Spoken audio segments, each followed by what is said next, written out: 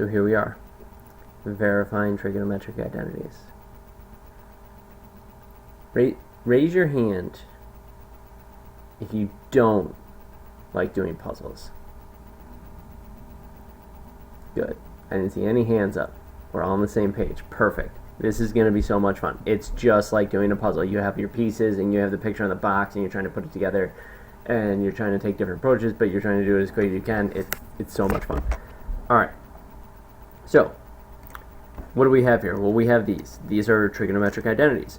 So, if it's an identity, you are assuming that it's true. However, what we're trying to do is we're trying to verify that. So, it's basically like a proof. The only difference is, unlike geometry, we don't have to justify every step with a reason. As long as it's algebraically and trigonometrically correct and there is some order to our work, then that is our justification. Now, a couple of rules. So, biggest rule, you can only work with one side of the identity. Okay, this is not solving an equation. So you aren't adding or subtracting things to both sides. So we are essentially simplifying one side of the identity to show that it does equal the other side. Okay? So, let's look at, well, what can we do, or what's different than simplifying expressions, what we just did in the last video? Well, the difference is now we know what we're trying to get to.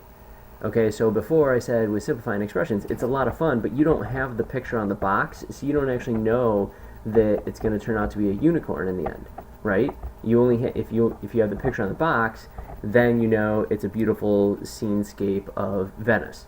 But if you don't, it could be the moon, or it could be Mount Everest. Who knows, right? Well, now we know. So now we have the picture on the box. So what we're going to do is we're going to use that picture to help us make better decisions, as opposed to when we're simplifying, you're kind of just going with experience and some general strategies, but now we're going to use that experience and those general strategies, but even more intuition of, okay, I know this is what I'm trying to get to. Anyway, I'm rambling on. Alright, I digress. So, let's look at this first one here. Well, I can choose which side I want to work with, and once I choose that side, though, I don't want to touch the other side. A couple things on how do I choose which side. Well, it's going to be easier almost all of the time if you choose the side that is less simplified. That might sound counterintuitive, but it actually will be easier. Now, with something like this, both sides are about the same. They both have two terms separated by subtraction. So in this case, you could really pick either side. However, I think the left-hand side is maybe a little bit easier to work with. A lot of times you'll notice it's the left-hand side that we choose to use. And I only say that because it has two different trig functions, whereas the right-hand side has one trig function.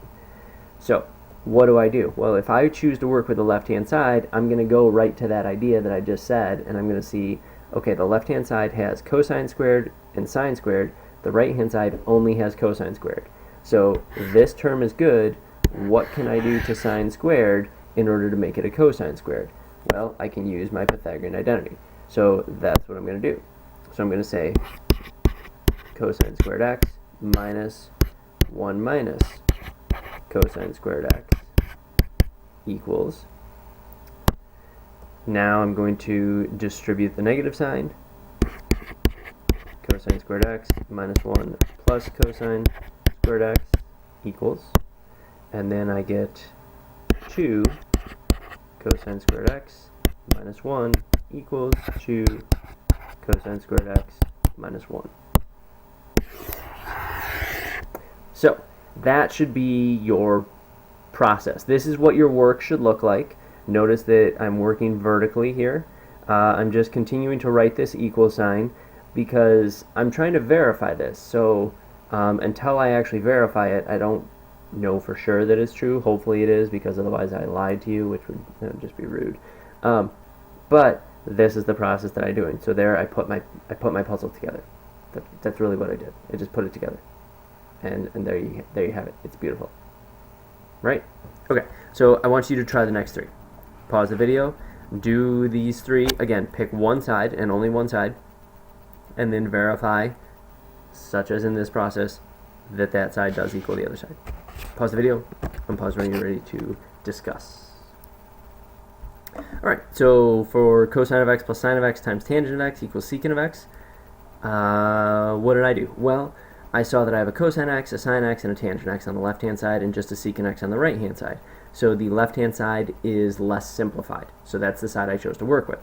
Now, I also saw cosine, sine, and tangent. Okay, so I have 3 trig functions. Let's change it to 2. So I changed tangent into sine of x over cosine of x. Now, at the same time, I also multiplied the cosine of x by cosine of x over cosine of x. The reason why, that gives me a common denominator of cosine of x. Cosine times cosine is cosine squared x. Sine x times sine x is sine squared x. And then over my denominator of cosine of x.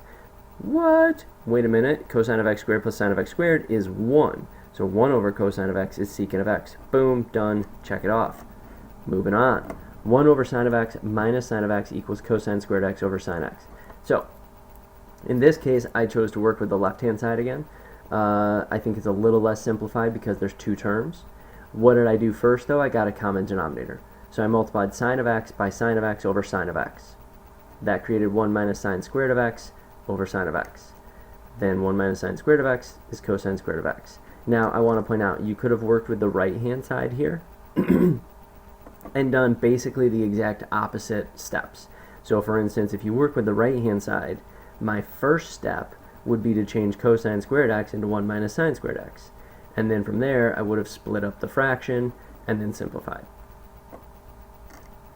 This one would have been a little bit more difficult to work with the right-hand side. You can do it. So keep in mind, you can always do it because it should be true.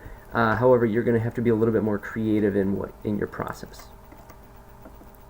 Cosine negative x over 1 plus sine negative x equals secant x plus tangent x. So again, the left-hand side I think is a little bit more complicated, or a little less simplified, I should say. So I'm going to choose to work with that. A couple things that I noticed though. So my end result should have 2 terms separated by addition. So having addition in the problem is good. Also, on the left-hand side, I have these negative angles. Get rid of those right away. Unless those are in the answer, use your even odd identities right away. So that's what I did. Cosine of negative x is cosine of x. 1 plus sine of negative x is 1 minus sine of x. Now from here, I did what I did on one of those simplifying problems, and I multiplied by the conjugate of the denominator.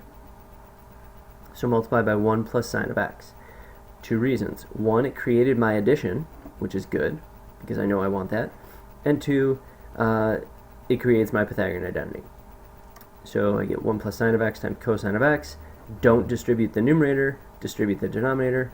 1 minus sine of x, 1 minus sine squared of x is cosine squared of x. Cosine x reduces with cosine squared of x.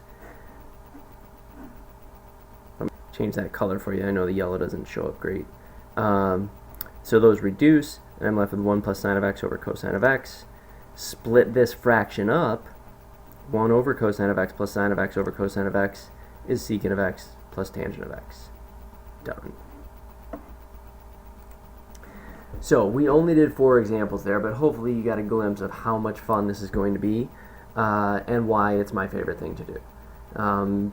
Again, there are many different ways you could approach these problems, especially that last one. The ones that involve more steps, there's always going to be many different ways you did it. So if you did it differently, that's okay. In fact, that's good.